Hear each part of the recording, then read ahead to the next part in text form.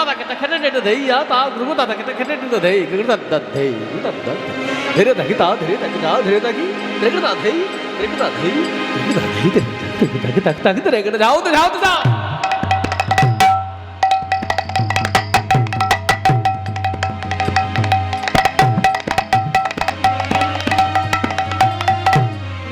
হরিবোল শুধু ভক্তমণ্ডলী ভক্তিমতী মায়েরা মহতি হরিবাস আমাদের কীর্তনের সময় 8:15 ইশারাতে অনেক কিছু করা যায় কথা না বলুন অনেক কিছু করা যায় ভক্তরা চুপচাপ বসে আছে আমাদের এত জ্বালা কিছু এত সুন্দর হরিবাসরে এসেছি বলার উদ্দেশ্য আছে আমি 15 মিনিট চেয়ে নিয়েছি মাত্র সেটা আপনাদের এখানে এসেছি কিছু মানুষ একটু আমার কাছে বাজনা শুনতে চেয়েছে সত্যি কথা বলতে আমার মতো মূর্খ ত্রিজগৎ মাঝে নেই তাই সেই মূর্খর অনেক সময় তো ইচ্ছা হয় মানে যেমন পুজোর ইচ্ছা একটু চিতে শুতে আমারও একটু ইচ্ছা হয়েছে আপনাদের একটু বাজনা শোনাবো যেহেতু শুনতে চেয়েছেন তো কী বাজনা শোনাবো আমি জানি না কিন্তু দু একটু কথা বলবো আর যদি আপনারা শুনতে চান তাহলে 5টা মিনিট শোনাবো কেন যেহেতু আপনারা সেই অমৃত সুধা মহাপ্রভুর এবং স্বয়ং মহাপ্রভু এবং সাক্ষাৎ গোবিন্দের কথা শুনতে বসেছেন কিন্তু অমৃত সুধা আমি আর কি শোনাবো কিন্তু হ্যাঁ আমি যেটা শুনবো সেটাও সেই অমৃত সুধা যদি আপনারা 5টা মিনিট সময় দেন চঞ্চলতা করবেন আমি বসে পড়ব আর দু একটি কথা কেন বলবো এই জায়গাটার জন্য কোন জায়গাটা এই জায়গা এবং এই দেশের জন্য বলবো আমি সব জায়গাতে কম বেশি বলি বলার সুযোগ সকল সময় আসে না আর আমার এই যে বললাম মাঝে মধ্যে একটু ইচ্ছা হয় চিতে শুতে কারণ এই ভক্তবন্ধু দেখে একটু লোভ হয় কিসের লোভ কিছু বলে কিছু শেখা বাহ 5 মিনিট দিয়েছে আমার জীবনের অমূল্য সময়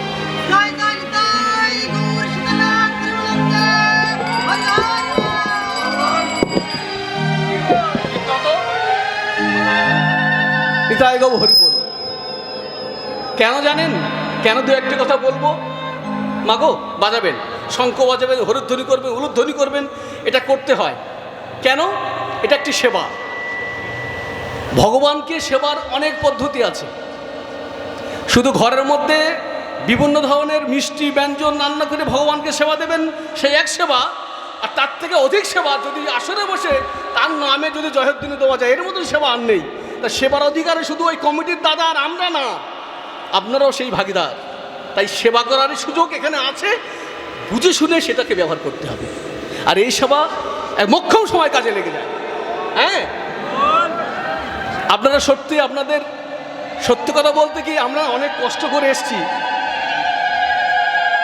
যখন দাদার সাথে কথা হয় এই আসরটির জন্যে আমি মানে এত ইন্ডিয়াতে এত অনুষ্ঠানের চাপ আমি না করেও নেব না ভাব করেও একরকম চাপিয়ে দিয়েছিলাম তারপরও বাংলাদেশে আসতে লোভ হয় কেন জানেন শুধুমাত্র ভক্তের জন্য আমাদের মতন ভক্তের জন্যে যেটা আমরা খুবই কম পেয়ে থাকি নেই বলবো না আছে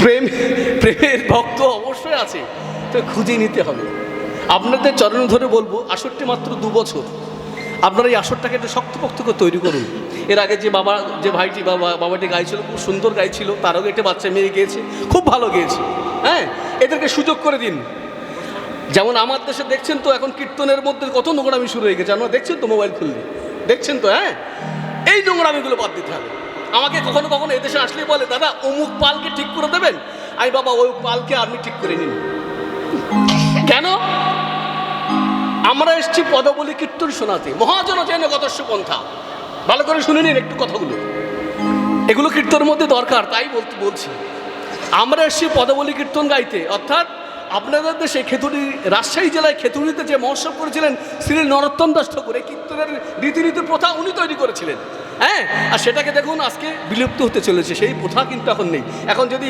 কীর্তনে 108খানা তাল আছে 108খানা দরকার নেই এখানে 2-3টে তাল করবে দেখবেন ফাঁকা তাহলে কি হলো বিভিন্ন রাগের মধ্য দিয়ে কীর্তনের প্রবর্তন করতে হয় সেগুলো করলেই বলবে কি হচ্ছে সেই তো নদীর টান ভাটির গান সেগুলো কেন হলো না আপনাদের শুনতে হবে এটা তৈরি হয়েছিল কিন্তু রাজশাহী জেলাতে কিন্তু আমরা হার দিয়ে বসেছি কেন আমাদের আমরা আপনাদের দোষ দেবো না, আমাদের মতন কীর্তনিয়ারা আপনাদের কানটাকে ধ্বংস করেছে। কিন্তু এখানে এসে দেখলাম কি সুন্দর পরপর দুটো কীর্তন গাইলো, তারা পদবলী তাকে আশ্রয় করে গিয়েছে, খুব ভালো গিয়েছে। এটাই নিয়ম। যাই হোক, সেদিকে নাচবা গেলাম, সময় সুযোগ গেলে আরও বলবো। যে কথা বললাম যে কীর্তনটা যদি অমৃত হয়, আমি কি অমৃত শোনাবো? সেটা শ্রীখোলের বাণী বা মন্ত্র। কি মন্ত্র? হ্যাঁ, আমি যাকে নিয়ে দাঁড়িয়েছি ইনি কে? সাক্ষাৎ মহাপ্রভু। তাহলে সাক্ষাৎ মহাপ্রভু যদি হয়, তার মুখশ্রুত বাণী, হ্যাঁ, সে তো অমৃত হবেই।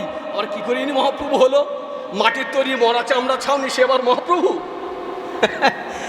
যেখানে মহোৎসব হয় দেখবেন, মহোৎসবে প্রথমে শ্রীখোল মঙ্গল করা হয়। আর শ্রীখোল মঙ্গল করলে গুরুদেবরা ওই একটি পান, একটি বস্ত্র এবং কিছু মুদ্রা দিয়ে শ্রীখোল মঙ্গল করে। এবং প্রণাম মন্ত্রে কি থাকে? মহাপ্রভু মন্ত্রে পূজিত হয়। এবং শ্রীখোলের প্রণাম মন্ত্র বলছে মৃদঙ্গ ব্রহ্মরূপ লাবণ্যাং রস মাধুরী সহস্রগুণ সংযুক্ত মৃদঙ্গায় নমো নমো। এবার ভেবে দেখুন সহস্রগুণ কার মধ্যে আছে? হ্যাঁ, ইনি সাক্ষাৎ মহাপ্রভু, সাক্ষাৎ ভগবান। সেই ভগবানের মুখশ্রুত বাণী। মাগো, যে লীলাই শুনুন না কেন, সেই লীলার শুরুতে গৌরচন্দ্র বা গৌরচন্দ্রিকা হয়ে থাকে। আর তখনই দেখো দুটি বাজি ওঠে, হাত হাত বাজায়। এই তালটির একটু নিয়ম আছে। যখন এগুলো করব, সবাই তো কম বেশি বুঝবে না, উঠে পালাবে। কিন্তু আপনাদের শুনতে হবে কেন? শ্রীখোলের ধ্বনি। এই শ্রীখোলের ধ্বনি যদি আপনারা শোনেন, এই কর্ণমূল থেকে যদি একবার হৃদয়ে প্রবেশ করে, এই হৃদয়ের মলিনতা দূরীভূত হবে।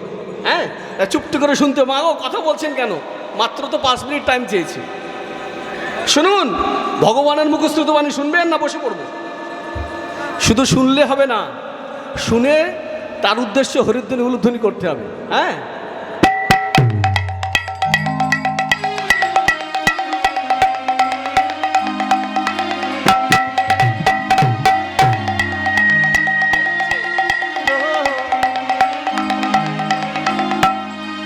শ্রীখোল কিন্তু বেজে বেজে কি কথা বলছে? এই মহতি হরিবাসরে কিছু বলতে চায়। আর শ্রীখোলের বাজা আমার যদি ঠিকভাবে আমি সেটাকে আপনাদেরকে পরিবেশন করে শোনাতে পারি, তবে হরিধ্বনি করবেন। আর দেখবেন শোনাতে পারছে না, এসে আমার কান দুটো বলে দেবেন। হ্যাঁ,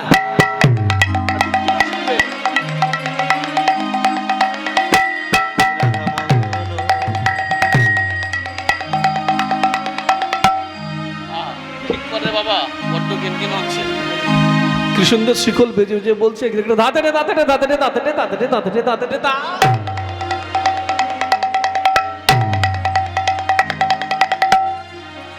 এটা শ্রীখোলের বলবাণী যদিও, কিন্তু শ্রীখোল আজ এই বলবাণী শোনাচ্ছে না, আমাদের জন্য অন্য কিছু শোনাতে চাইছে, অন্য কিছু বোঝাতে চাইছে। কি বোঝাচ্ছে, কি বলতে চাইছে? বলছে নাচো তো নাচো তো নাচো তো নাচো তো নাচো তো নাচো তো নাচো তো।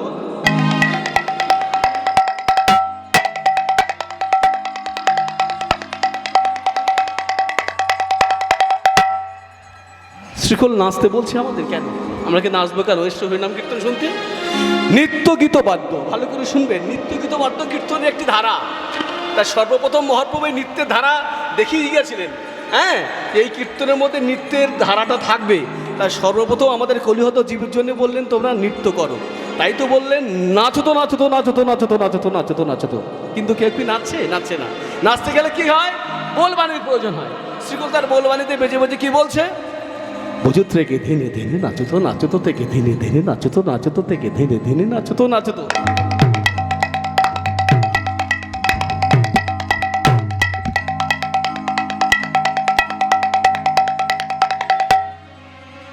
সর্বপ্রথম বললেন ধন্য ধন্য নদিয়া নাগর।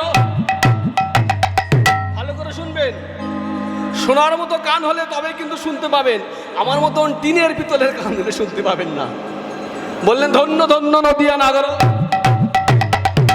নাচ তো সব ভক্ত বড়, নিতাই রঙ্গে মাতিয়া, আহা নিতাই রঙ্গে মাতিয়া, আহা নিতাই রঙ্গে মাতিয়া। মৃদাঙ্গ বাজত বাজত ঘন ঘন, মৃদাঙ্গ বাজত বাজত ঘন ঘন। করতালে কিনি কিনিয়া, করতালে কিনি কিনিয়া, করতালে কিনি কিনিয়া। আরো বললেন, বললেন দুটি দুটি দুটি ভাই, দুটি দুটি দুটি ভাই, চৈতন্য নিতায়, চৈতন্য নিতায়, রাধা থেয়া, রাধা থেয়া, গুড় গুড় গুড় গুড় আপনার থেয়া। শ্রীকৃষ্ণ চৈতন্য কীর্তন আনন্দে বাজিত হলো। তাই গো হরি বল। মা শুনতে পেয়েছেন? হ্যাঁ, শ্রীকৃষ্ণ চৈতন্য কীর্তন আনন্দে বাজিত হলো।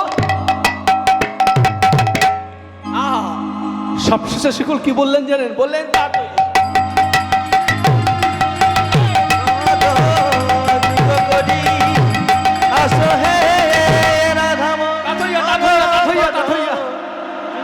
তাথইয়া শিকলের একটি বাণী। কিন্তু আজ কিন্তু শিকল তাথইয়া বললেন না। আমরা বাঙালি, এই বাঙালির একটা কথা বলি না, তা রেখে তাথইয়া বলি না, সেটার কথা বললেন। বললেন কিছু রাখতে। কি রাখতে বললেন? আমাদের এই অহংকারের বিষয় আছে। কে আছে ধনী, কে আছে মানি, কে আছে পণ্ডিত, এসে এসে হরিনামের ধুলায় গড়াগড়ি যাও। হ্যাঁ, শিকল কেন? আজ আমরা সকলে দুটি বাহু তুলে সকলে কণ্ঠে কণ্ঠে মিলে বলি, বলো ভাই গৌরনী তাই, বলো ভাই গৌরনী তাই, বলো ভাই গৌরনী তাই। রাধা মোহন পদ যুবকরি আসো হে রাধা মোহন পদ যুবকরি আসো হে রাধা মোহন পদ যুবকরি আসো হে রাধা মোহন পদ যুবকরি আসো হে রাধা মোহন